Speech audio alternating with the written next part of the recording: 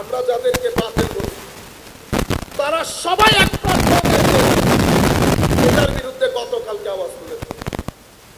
আমি যখন, কারণ একজন আওয়াজ তুলেছে, আমি তুলি নাই, জাতির সামনে ঘটনাগুলো ঘটতেছে। 3 দিন পরে যখন আমি জাতির সামনে আসবো, ছেলেরা আমাকে বলবে গতকাল কইছিলেন। আপনারা বুঝতে পেরেছেন? তো আমি দাওয়াতের মধ্যে মশগুল থাকি কেমনে? আমার তো ঘুম হারাম হয়ে যাওয়ার কথা। আমি তো এই বাগানের খাদেম,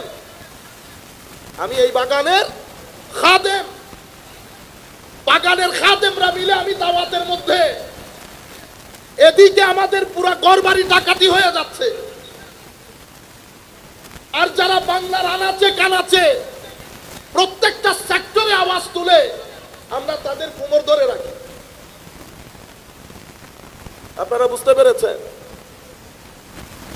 পুরা শিক্ষা ব্যবস্থার মধ্যে কিছুদিনের মধ্যে, 5 থেকে 7 বছরের মধ্যে আপনার শিক্ষা ব্যবস্থায় যেটা ঢুকানো হবে, আপনার ছেলেকে স্কুলে দিতে হবে না, ইংল্যান্ড আমেরিকার দশা হবে।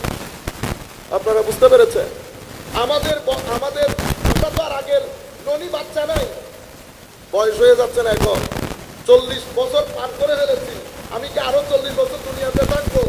আল্লাহ পাক জানে আমার নবীর সুন্নাত অনুযায়ী হিসেবের কাতার মধ্যে তো আর 20-22 বছর আছে কিনা সন্দেহ। বুঝতে পেরেছেন আপনারা? এতটুকুন বসিরত আল্লাহ দান করেছে। আমি আপনাদেরকে বলতে চাচ্ছি, এটা একটা টাফ টাইম উম্মতের জন্য। আমাদের প্রত্যেক ব্যক্তির অন্তরে রক্তকরণ হতে হবে। আমি যেখানে যেখানে যাই, যেখানে যাব, আমি আওয়াজ তুলতে হবে, জাতিকে একসাথে করতে হবে।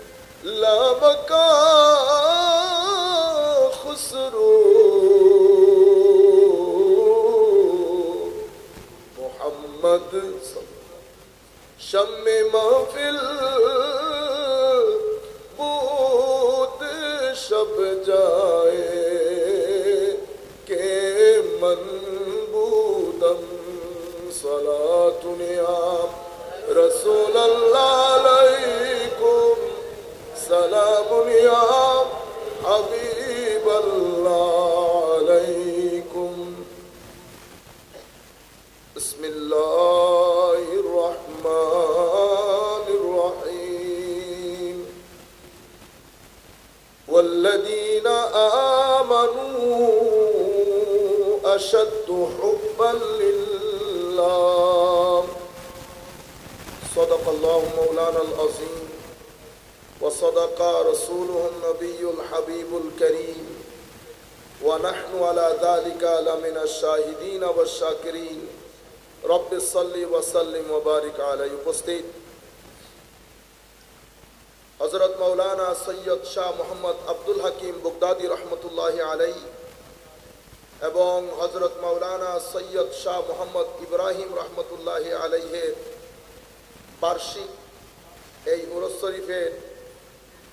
শরীফ উপলক্ষে আয়োজিত মেরাজ নবী সাল্লাল্লাহু আলাইহি ওয়াসাল্লাম ও জিকরে মুস্তাফা সাল্লাল্লাহু আলাইহি ওয়াসাল্লাম মাহফিলের সম্মানিত সভাপতি হযরত মাওলানা সৈয়দ মোহাম্মদ আমিরুল ইসলাম সাহেব, যিনি হযরত মোহাম্মদ সৈয়দ মাওলানা সৈয়দ শাহ মোহাম্মদ ইব্রাহিম রহমতুল্লাহ আলাইহির সম্মানিত সাহেবজাদা, অনুষ্ঠানের সম্মানিত উদ্বোধক, আজকের এই অনুষ্ঠানের সম্মানিত আলোচক, আমাদের সকলের শ্রদ্ধেয় প্রবীণ আলেমে দ্বীন, দোয়া করি মাওলাই করিম হুজুরের এলম হায়াতের মধ্যে লক্ষ কোটি বরকত দান করুন। আপনারা বুঝতে পারছেন আমি কার কথা বলছি। আমার বাম পাশে বসা হুজুর আল্লামা অধ্যক্ষ শাহ খলিলুর রহমান নিজামী সাহেব কিবলা মুদ্দাসিলুল আলী, আমার পূর্বে আলোচনা করেছেন আমাদের সম্মানিত শিক্ষাগুরু হুজুর আল্লামা মুফতি সৈয়দ ওসি রহমান আল কাদরি সাহেব, এবং স্টেজে উপবিষ্ট সম্মানিত ওলামায়ে কেরাম, সম্মানিত সুধীজন, আজকের অনুষ্ঠানের অন্যতম আলোচক হযরতুল আল্লামা হাসান রেজা কাদরি সাহেব, সম্মানিত শ্রোতা মণ্ডলী, অনলাইনের মাধ্যমে যারা যেখান থেকে বসে আমাদেরকে দেখছেন, আমরা সকলের প্রতি সশ্রদ্ধ সালাম রাখছি। আসসালামু আলাইকুম ওয়া রাহমাতুল্লাহি তাআলা ওয়া বারাকাতুহু।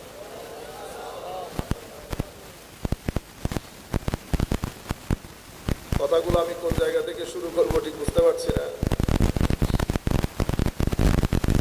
আমরা আগে পরে সবকিছু ব্ল্যাক এন্ড হোয়াইট করে দিলাম। সম্মানিত উপস্থিতি, আমরা বর্তমান সময়ে যে পরিস্থিতির মধ্যে আছি, সেই পরিস্থিতিকে আমরা হ্যান্ডেল কিভাবে করব? এখন আমরা কোন পরিস্থিতিতে আছি? আমাদের এখানে তরুণ প্রজন্ম, যারা সংখ্যায় আমাদের বাংলাদেশের টোটাল পপুলেশনে প্রায় 65 থেকে 70 ভাগ, বরং তার চেয়েও বেশি। এই বাংলাদেশের টোটাল পপুলেশনের 70 ভাগ লোক, মানে আমাদের জনগণ যদি 20 কোটি হয়, তাইলে প্রতি কোটিতে 70 লক্ষ, 70% মানে টোটাল পপুলেশন এটাই। ওনারা আধুনিকতা, বিজ্ঞান, যুক্তি, দর্শন সবকিছু মেলে তাদের একটা মাইন্ডসেট ডেভেলপ করেছে। তাদের এই ডেভেলপ মাইন্ডসেট, তারা কিছু জিনিসে দিনের পর দিন তাদের যে বিশ্বাসের যে গ্রিপ, সেটা লুজ হয়ে যাচ্ছে। কালমার 2 অংশের প্রথম অংশ তাওহীদ, দ্বিতীয় অংশ রিসালাত। এই 70% জনগণ, ইউথ, তারা তাওহীদ, আল্লাহ, কবর, পরকাল, আল্লাহর প্রতি বিশ্বাস, তাবৎ বিষয়গুলা, এগুলার উপর ঈমান, আকীদা, এটার গ্রিপ তাদের এখানে আস্তে আস্তে কি হয়ে যাচ্ছে? লুজ হয়ে যাচ্ছে। লুজ হয়েছে শুধু তা না, এটা পুরা জাতির গায়রতকে বেগায়রত করে ফেলেছে। কি করে ফেলেছে? শরীফ একটা ঘটনা চলতেছে না? শিক্ষার মধ্যে একটা আমূল পরিবর্তন আনা হয়েছে না? হয়েছে। তো আমি দাওয়াতের মধ্যে মশগুল থাকি কেমনে? আমার তো ঘুম হারাম হয়ে যাওয়ার কথা। আমি তো এই বাগানের খাদেম,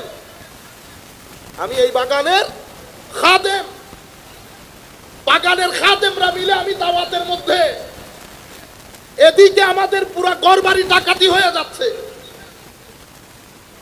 আর যারা বাংলার আনাচে কানাচে প্রত্যেকটা সেক্টরে আওয়াজ তুলে আমরা তাদের কোমর ধরে রাখি। আপনারা বুঝতে পেরেছেন? পুরা শিক্ষা ব্যবস্থার মধ্যে কিছুদিনের মধ্যে 5 থেকে 7 বছরের মধ্যে আপনার শিক্ষা ব্যবস্থায় যেটা ঢুকানো হবে, আপনার ছেলেকে স্কুলে দিতে হবে না, ইংল্যান্ড আমেরিকার দশা হবে। আপনারা বুঝতে পেরেছেন? আমাদের আমরা তো আর আগের ননি বাচ্চা নাই, বয়স হয়ে যাচ্ছে না, এখন 40 বছর পার করে ফেলেছি।